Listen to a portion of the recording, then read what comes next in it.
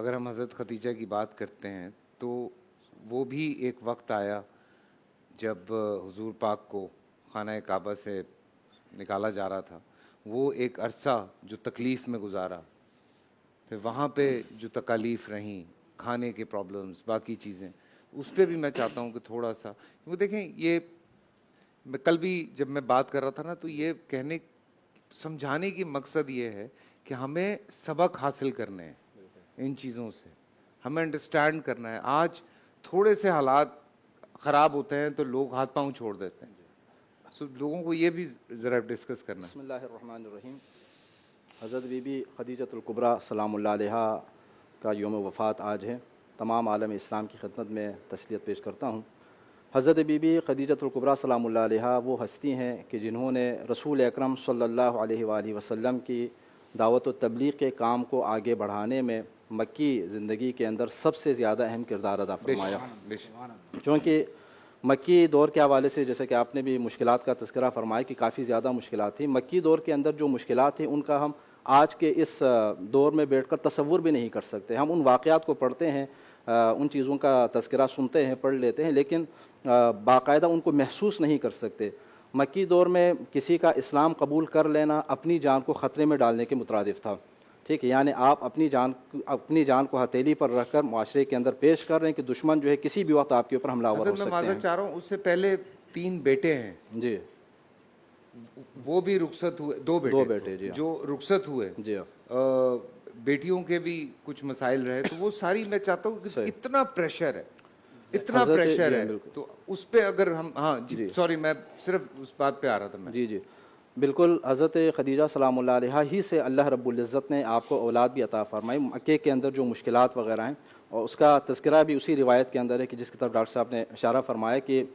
حضرت be be عائشہ رضی اللہ عنہا سے یہ روایت ہے کہ جس میں ارشاد فرمایا نا کہ حضرت خدیجہ کا آپ زیادہ تذکرہ فرماتے ہیں, تو اس وقت آپ نے یہی ارشاد فرمایا تھا کہ خدیجہ نے اس وقت میری مدد کی جب سارے لوگ مجھ سے دور بھاگ رہے تھے, کوئی مدد کرنے کے لیے تیار نہیں تھا, کوئی میرا ناصر و مددگار نہیں تھا. حضرت خدیجہ کے مال نے اسلام کی نصرت میں بھرپور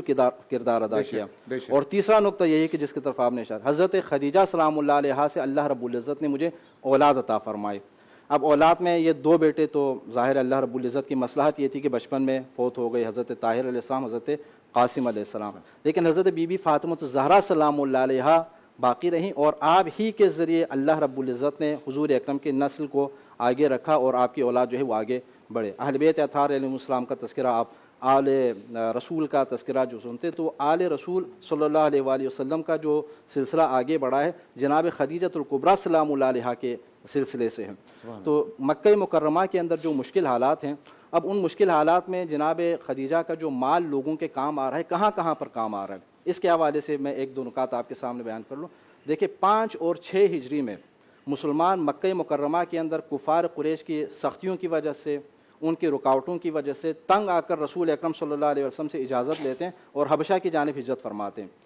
یہاں پر مورخین بیان کرتے ہیں کہ حبشہ جب یہ جا رہے تھے تو ظاہر ہے ان میں زیادہ تر ایسے افراد ہیں کہ جن کے اپنے پاس کوئی مال و متاع. حضرت خدیجہ سلام اللہ علیہا کا مال یہاں پر زاد سفر کے طور پر ان کے کام آ رہا ہے. مہاجرین کے کام جو آ رہا ہے وہ زاد سفر کے طور پر یہاں پر کام آ رہا ہے. 5 ہجری میں بعثت کے 5ویں سال بھی اور بعثت کے 7ویں سال بھی. اور شیب ابی طالب کے اندر آپ دیکھ لیجئے کفار قریش کی جانب سے مکمل طور پر آپ کا جب بائیکاٹ کیا گیا تو وہاں پر حضرت خدیجہ سلام اللہ علیہا ان مشکل حالات کے اندر آپ کے ساتھ موجود ہیں. اب یہاں پر اس کو ہم آج کے دور میں اس تناظر میں اگر دیکھیں کہ حضرت خدیجہ وہ ہستی ہیں کہ جو ملکۃ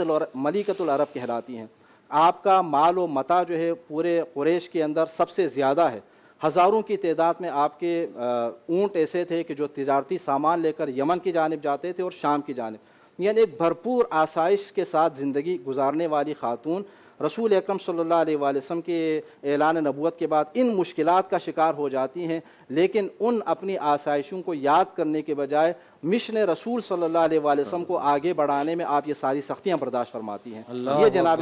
خدیجۃ الکبریٰ سلام اللہ علیہا کی ذات گرامی ہے. اور آپ نے ان مشکل حالات میں جو آپ کا ساتھ دیا تھا, بعد میں آپ جو اکثر حضرت خدیجہ سلام اللہ علیہا کو یاد فرماتے تھے, اس کا سبب یہی تھا چونکہ بعد میں اسلام کی تبلیغ, اسلام کو فروغ ملنے کے بعد, بہت سارے لوگوں کے دائرے اسلام میں آنے کے بعد اگر مزید لوگ اگر آ جاتے ہیں تو ان کی اپنی عزت اور احترام ان کا یقیناً ہے، لیکن پہلے جو سابقون ہیں اور جو ابتدا میں مشکل دور میں اسلام کے اندر آ کر مشکلات برداشت کر کے اسلام کو فروغ دینے میں ساتھ دے رہے ہیں، ان کے مقام و مرتبے کے وہ برابر نہیں ہو سکتے۔ تو جناب خدیجۃ الکبریٰ سلام اللہ علیہا اس زمانے میں رسول اکرم کا ساتھ دے رہی ہیں، اور یہی وجہ ہے کہ 10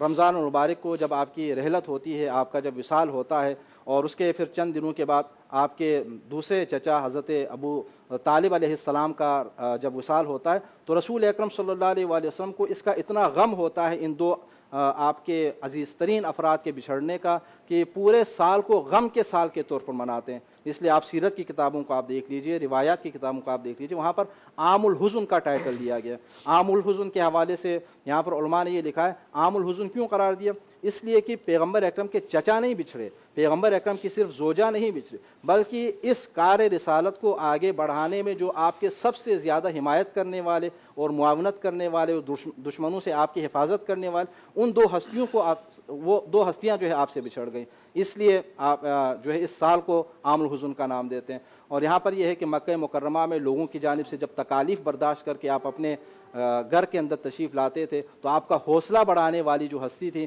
وہ جناب خدیجۃ الکبریٰ سلام اللہ علیہا تھی۔ اس وقت جب جناب خدیجہ سلام اللہ علیہا کے الفاظ اور ان کے حوصلہ مند جملوں کو جب آپ سن لیتے تھے، تو آپ ایک نئے عزم کے ساتھ دوبارہ تبلیغ کرنے کے لیے مکہ مکرمہ کے اندر قریش کے سامنے جاتے تھے۔ اللہ اکبر۔ میں یہی سنتا ہوں نا، جب پڑھتا ہوں تو سوچتا ہوں، ہم ذرا سی پریشانی ہوتی ہے نا، اتنا پریشر لے لیتے ہیں۔ خدا نہ خواستہ اگر بچوں کے حوالے سے ہی ہم بات کریں، جب بچوں کو ہم کسی پریشانی میں دیکھتے ہیں تو ایک ٹراما ہوتا ہے ماں کے اوپر، ایک بہت بڑا ٹراما رہتا ہے۔ میں جانتا ہوں عورتیں ڈر جاتی ہیں آج کے زمانے میں۔ اگر خدا نہ خواستہ ایک عورت ایک بچے کو کھو دیتی ہے چھوٹی عمر میں، تو وہ کس ٹراما سے گزرتی ہے۔ پر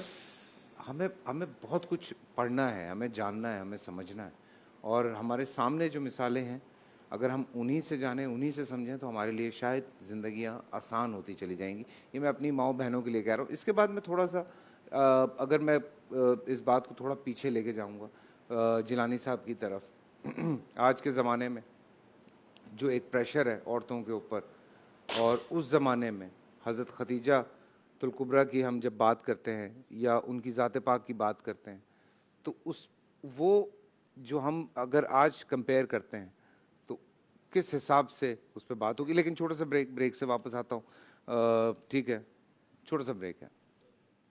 مولایا صلی وسلم